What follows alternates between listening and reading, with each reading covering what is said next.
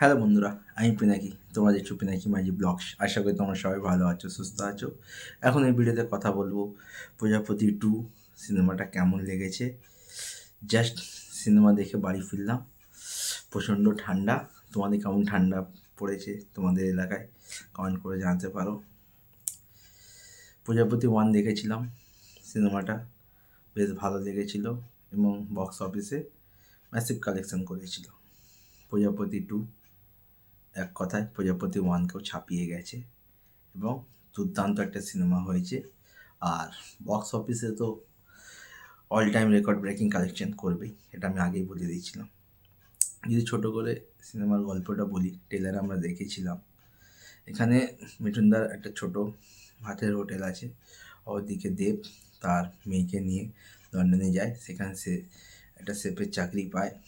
তারপর ওখানে কাজে একটা মিসআন্ডারস্ট্যান্ডিং হয়, আমাদের অনির্বাণ দা যে আছে তার সাথে কিছু একটা ইনসিডেন্ট হয়। তারপর দেবকে চাকরি ছাড়তে হয়। তারপর দেব কীভাবে তার মেয়েকে নিয়ে স্ট্রাগল করে। অপরদিকে মিঠুনদা সে সবসময় চাইছে তার ছেলে বিয়ে করে সেটেল হয়ে যাক। তারপর মিঠুনদা সমস্ত কিছু স্যাক্রিফাইস করে দেবের সাথে দেখা করতে লন্ডনে যাবে। ওখান থেকে আবার দেব একটা কিছু ইনসিডেন্ট হয়, কলকাতায় ফিরে আসে। এই যে এই নিয়ে গল্প এগাতে থাকে। তো যারা যারা দেখেছো তারা বুঝেই গেছো সিনেমাটা কতটা দুর্দান্ত হয়েছে। এই সিনেমার সব থেকে ভালো দিক হচ্ছে সিনেমাটার ইমোশান এবং ডায়লগ, স্ক্রিন প্লে। ইমোশান দিকগুলো এতটা হার্ট টাচি যে তোমরা নিজেরা রিলেট করতে পারবে।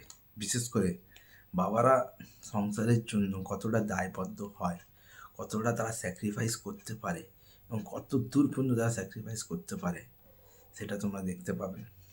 প্রজাপতি 1-এ কমেডিটা বেশি ছিল, প্রজাপতি 2-এ সেই লেভেলে অতটা কমেডি নেই, কিন্তু যেখানে যেখানে কমেডি আছে সেখানে সেখানে দুর্দান্ত লেগেছে। আর বিশেষ করে খরাজ মুখার্জি একটা মদ খাওয়ার সিকোয়েন্স আছে, সেই গানটা কমেডিটা দুর্দান্ত। কাঞ্চন মল্লিক দুর্দান্ত অ্যাক্টিং করেছে। আর আমি ট্রেলার দেখেই বলেছিলাম কাবলিওয়ালার পরে মিঠুনদা এটা সেরা পারফরমেন্স। মানে বলতে পারো প্রজাপতি 2-তে মিঠুনদা কাবলিওয়ালা যে পারফরমেন্স দিয়েছিল সেই লেভেলে পারফরমেন্স দিয়েছে। আর তার সাথে দেবদা, এই মিঠুনদা আর দেবদা এই যে ডুও, এই যে কেমিস্ট্রি, নেক্সট যে কটা সিনেমা আসবে সব কটাই কিন্তু অল টাইম ব্লকবাস্টার হবে। কমেডি সিকোয়েন্সগুলো বেশ ভালো, ইমোশন দিকগুলো খুব টাচি। কয়েকটা সিকোয়েন্স আছে, কয়েকটা সিন আছে যেখানে তোমার গায়ে গুজবাম্পস দেবে। বিশেষ করে এখনকার জেনারেশনদের এই সিনেমাটা অবশ্যই দেখা উচিত। কেন ইদানিং বাবা মার প্রতি ছেলে মেয়েদের যে কর্তব্য বা দায়বদ্ধতা যেভাবে তারা হাত গুটিয়ে নিচ্ছে, এই সিনেমাটা তাদের জন্য খুবই শিক্ষণীয় একটা সিনেমা। মানে কিছু কিছু জায়গায় দেবদা ও মিঠুনদার কিছু মানে সংলাপ আছে, কিছু ক্লোজ শট আছে, ক্লোজ সিন আছে একটা পার্কের মধ্যে, যেখানে দেবদা ও মিঠুনদা কথোপকথন হচ্ছে। ওই সব জায়গাগুলো না চোখে জল এনে দেওয়ার মতো। গল্পটা আহামরি কিছুই নয়, একটা সাদামাটা গল্প, ঠিক আছে। একজন সিঙ্গেল চাইল্ড, মানে তার মা নেই, বাবা কীভাবে তাকে মানুষ করবে, কিন্তু গল্পটাকে যেভাবে প্রেজেন্ট করা হয়েছে বড় পর্দায়, সত্যি লাজবাব। জিদ্দার যেভাবে মিউজিক দিয়েছে, গানগুলো দুর্দান্ত। কিন্তু সেকেন্ড হাফে নচিকেতার যে সংটা আসে ভাই, এটা দুর্দান্ত লেগেছে, অসাধারণ লেগেছে। মনে হয় যেন গানটা যতটা চলবে তত যেন ভালো।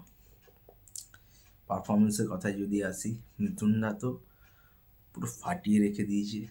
দেবদাও মিঠুনদার সাথে টক্করে মানে পারফরমেন্স করেছে। খরাজ মুখার্জি দুর্দান্ত, কাঞ্চন মল্লিক দুর্দান্ত, অপরাজিতা আড্ড দুর্দান্ত। ইদিকা পাল সেরকম কোনো স্পেস পায়নি, আর জ্যোতির্ময়ী সে সেরকম স্পেস পায়নি। যতটা পেয়েছে ততটাই কিন্তু যথেষ্ট। অনির্বাণদা যতটা স্পেস পেয়েছে সে কিন্তু ভালো ছাপ রেখে গেছে। মানে একজন বাবা কতটা স্যাক্রিফাইস করে সিনেমাটা দেখলে বোঝা যাবে। এক কথাই বলবো, প্রজাপতি 2 অল টাইম ব্লকবাস্টার হবে, আমি আগেই বলে দিয়েছিলাম। আর দেবদা এখন যেসব কন্টেন্ট নিয়ে আসছে মারাত্মক, ফ্যামিলি অডিয়েন্সদের জন্য সিনেমাটো একদম পারফেক্ট। কিন্তু এখনকার নিউ জেনারেশনদের বলবো অবশ্যই যেন সিনেমাটা গিয়ে দেখো। দেখলে তোমরা যে বাবা মার প্রতি এখন যে অবহেলাটা করছো, যদি সিনেমাটা দেখে কিছু তোমাদের মাথায় ঢোকে, কেন আমরা ভিজুয়ালি যেটা দেখি না সেটা কিন্তু আমাদের মনের মধ্যে গেঁথে যায়, মাইন্ডে সবসময় ঘোরাফেরা করে। তো সেই দিক দিয়ে দেখলে প্রজাপতি 2 অল টাইম ব্লকবাস্টার হতে চলেছে। তো তোমাদের কেমন লেগেছে কমেন্ট করে জানাতে পারো। অত ভিডিও এটুকুই, ভালো লাগলে লাইক করো, কমেন্ট করো, শেয়ার করো। দেখা হচ্ছে নতুন ভিডিও নিতে।